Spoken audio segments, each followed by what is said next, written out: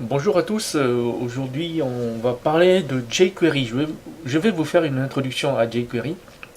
Dans une précédente vidéo, j'avais fait une introduction à JavaScript et je disais que pour commencer en JavaScript, il fallait euh, se familiariser avec JavaScript, les commandes fondamentales. Eh bien, pour aller plus loin, si vous voulez vous servir de JavaScript pour faire des sites web dynamiques, je vous conseille de le faire avec jQuery parce que la syntaxe est beaucoup plus simple et il gère les différences subtiles de langage entre les différents navigateurs. Voilà, donc jQuery, qu'est-ce que c'est? jQuery est une librairie JavaScript, donc c'est un programme, c'est des fonctions JavaScript euh, qui vont remplacer des fonctions JavaScript, mais il est fait de façon plus simple. Alors jQuery est à la version 3 aujourd'hui, c'est un projet qui date de plus de 10 ans, donc qui est mature, vous pouvez faire confiance, il y a tout un écosystème tout autour, par exemple si vous voulez faire un carousel, un slider, du drag and drop, vous pouvez vous appuyer dessus. Comment faire une page web avec jQuery? Alors il y a deux façons de faire, soit vous téléchargez le fichier, la librairie jQuery et vous l'incluez avec la balise script dans le header. La seconde est de directement inclure le fichier depuis une source externe sur un autre site web. Là en l'occurrence j'ai le site de jQuery met à disposition en ligne qu'on peut inclure dans notre page web. Donc là j'ai la dernière version à l'époque d'enregistrement de la vidéo. Donc ça c'est beaucoup plus pratique, ça vous évite de télécharger sur votre répertoire. Donc maintenant que j'ai enregistré, enfin maintenant que j'ai inclus JavaScript, je peux l'exécuter. Pour exécuter jQuery, il faut inclure avant votre code à vous. Donc là, je suis ici. Et donc, mon code à moi, je vais l'écrire ici. Script, voilà. Alors, il y a une chose à savoir quand vous faites avec du jQuery, c'est-à-dire que vous allez déjà écrire une fonction dans laquelle va s'exécuter votre code jQuery. Alors, le code jQuery, le code qui fait appel à la librairie jQuery a besoin que la librairie soit chargée. Donc là, ce fichier le fait quelques dizaines de kilooctets, mais votre page se charge très rapidement. Et si vous mettez du code ici, il peut s'exécuter avant que le code jQuery qui vient de l'extérieur ne soit chargé. Donc, ce qui peut poser problème. C'est pour ça que vous verrez souvent ce code-là, document.ready function, dans toutes les routines qui font appel à la librairie de jQuery. C'est pour s'assurer que le document est fini de se charger dans son intégralité. Donc, une fois que j'ai ce code-là, tout ce que je vais exécuter doit être à l'intérieur. Alors, pourquoi est-ce que jQuery est puissant? Il est puissant pour la sélection d'un élément, par exemple. Ici, j'ai une division, une div. Ici, j'ai un input. Ici, j'ai un input. Ici, j'ai un input. Ici, j'ai une liste. Dans une application web, tous ces éléments-là se retrouvent très souvent et vous ne pouvez pas vous en passer. Il y a même le bouton. Donc, classiquement, jQuery, ce que vous allez faire avec, c'est soit quand on clique sur un input comme ça, de déclencher une action. Quand on sélectionne un élément ici, de déclencher une action. Quand on appuie sur un bouton, on déclenche des actions. Par exemple, si vous voulez sauver un champ nom ici, et que vous ne voulez pas que la page se recharge, ça veut dire que vous faites une sauvegarde en mode asynchrone, autrement dit Ajax.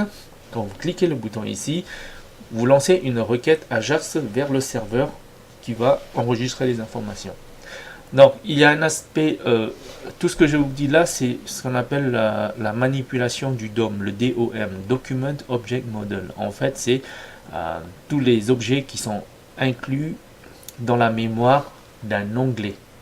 Si vous êtes deux onglets, il y aura deux DOM différents. Voilà. Donc, un premier aspect de manipulation du DOM, c'est de lire les informations qui sont contenues dans un élément. Par exemple, ici, j'ai les citations qui sont dans une div. Voilà. Le deuxième aspect est de changer les informations d'un élément. Par exemple, j'ai ici nombre de citations, qui est un input que j'ai là. Et donc, actuellement la valeur 1, mais je peux la changer dynamiquement par du jQuery. Vous pouvez faire la même chose en lisant une valeur d'une sélection ou en changeant la valeur par défaut d'une sélection. Donc tout ça, en fait, ça se fait en JavaScript. On peut même simuler un clic sur un bouton avec jQuery, donc le JavaScript. Alors ce que je vais faire pour l'instant, c'est de lire le contenu d'un élément. Là j'ai une div, je vais essayer de lire le texte qui est là. Pour ce faire, je fais appel à une sélection de cette div. Comment on la sélectionne cette div? Puisque si dans un document HTML, je peux avoir plusieurs divs. Comment je fais pour me repérer? Eh bien, chaque div doit porter un ID. Là, j'ai un ID citation. Un ID est unique dans une page HTML. Vous ne pouvez pas avoir deux ID différents. Par exemple, l'ID là, je ne peux pas l'avoir, par exemple, dans cet élément ici. Parce que ça n'aura aucun intérêt, puisque les ID sont faits pour des sélections d'éléments. Alors, c'est idiot d'avoir deux ID identiques sur deux éléments, puisque vous n'arriverez pas à sélectionner le bon élément. Ce qui me permet de parler aussi de la classe. Les classes s'utilisent souvent en CSS. Par exemple, qu'est-ce que je vais marquer? Légende, par exemple. Les classes, en fait, en HTML, c'est possible d'en avoir plusieurs. Quand vous faites, par exemple, une sélection de classe, si je sélectionne les éléments qui ont une même classe légende, il va me retourner ces deux éléments. Voilà. C'est la différence fondamentale entre une classe et un ID, c'est que les ID doivent être uniques et les classes ne le sont pas. Donc pour sélectionner cet ID, c'est un peu comme du CSS. Alors si vous n'avez pas fait du CSS, je vous rappelle que dans CSS, vous pouvez faire des sélecteurs. Par exemple, là je vais en écrire par exemple dans le body, je vais mettre style. Et si je veux mettre par exemple un background à cet ID, donc je vais faire un dièse, citation, et là je vais mettre le background à rouge. Non, si je voilà, c'est comme ça qu'on fait un CSS. Et bien jQuery c'est pareil, il va utiliser la même notion de sélecteur. Si je veux récupérer donc un élément, la notation de jQuery commence par un $. Ensuite, je fais, vous voyez, citation, je vais le recopier ici. Voilà. Quand j'ai fait ça, j'ai sélectionné l'élément avec un ID citation. Et comme j'en ai qu'un seul, je suis sûr que c'est celui-là. Ensuite, je vais récupérer le texte à l'intérieur. Donc, je vais faire HTML. Voilà, j'ai récupéré le HTML qui est à l'intérieur. Alors, je voudrais afficher avec un alerte le contenu. Qu'est-ce que je fais? Donc, je vais mettre cette donnée dans une variable. Et ensuite, je fais un alerte, par exemple. Alerte de T.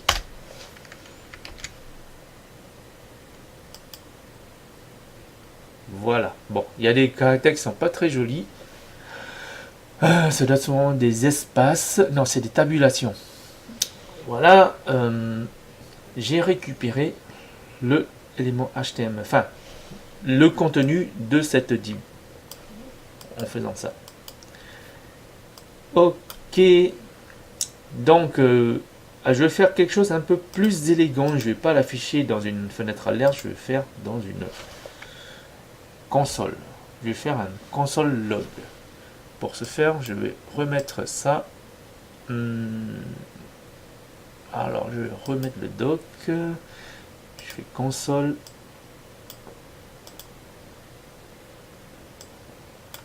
Et je fais un console log.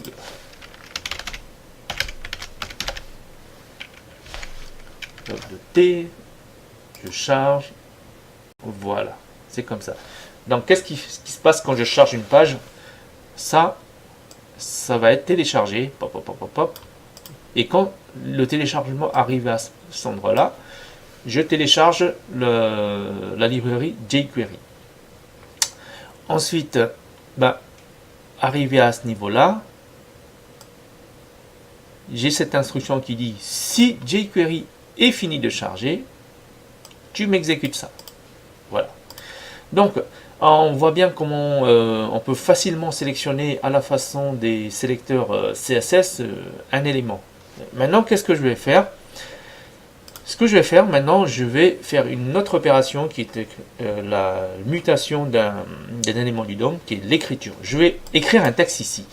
Par défaut, ce texte est 1. Je vais mettre un autre texte. Donc, comment je vais faire? D'abord, je vais sélectionner cet élément. Donc, c'est un input de ID champ. Donc là, je mets champ. Et ensuite, HTML. Alors là, vous avez cette fonction HTML qui est une fonction de jQuery avec des parenthèses vides. Quand c'est des parenthèses vides, vous êtes en mode lecture. Mais si vous voulez changer le texte, vous mettez un texte dedans. Nouveau texte.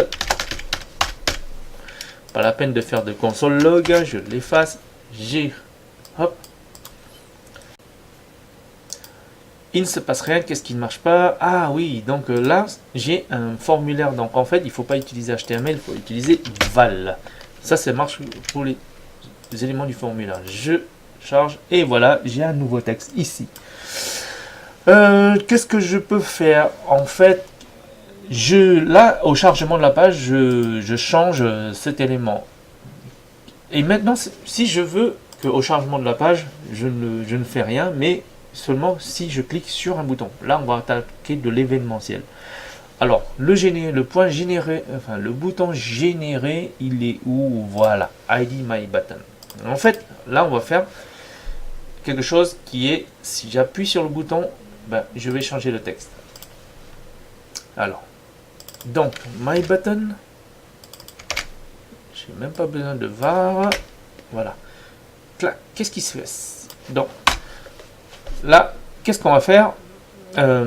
On va gérer un événement click. Alors, en jQuery, ça fait ça.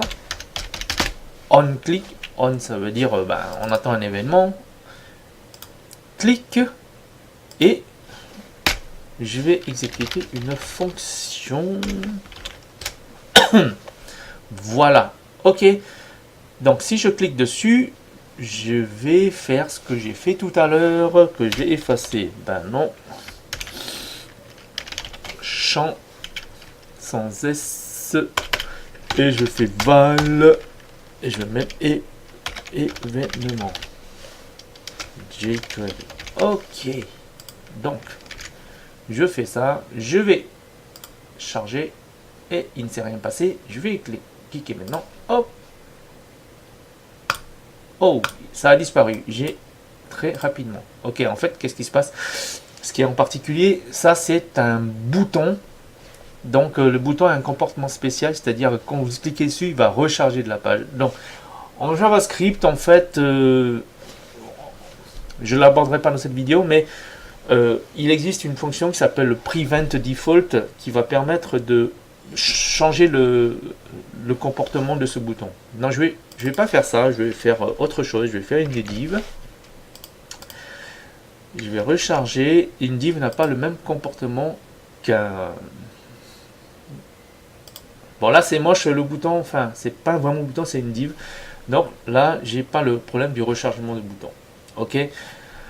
Je vais quand même essayer de faire un prevent default. Ok, j'ai remis le bouton. Alors, ce qu'on peut faire dans un premier temps, c'est sur l'élément. Ah, il y a un bouton. L'élément là, vous voulez dire que on ne fait pas, comment dire, une soumission. En fait, il y a